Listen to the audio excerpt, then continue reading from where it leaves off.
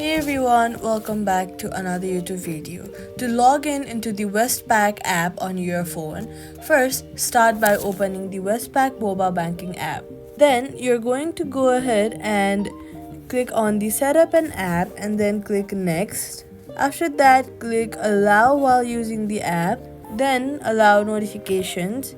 After that, what you're going to do is go ahead and enter your customer ID, then your password. After that, go ahead and click sign in. Then also make sure that you remember your customer ID and make sure that it is 8 letters. And then once you put in your customer ID, you're going to go ahead and put in your password.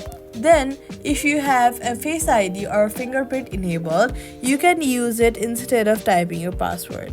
Once verified, you will be taken directly into your account's dashboard. If login fails, double check your details and make sure your internet is stable. Try switching between Wi-Fi and mobile data to see if that works properly. If not, make sure that you're using a stable Wi-Fi so your app operates smoothly. Then try again. And that's it. Subscribe for more quick fixes.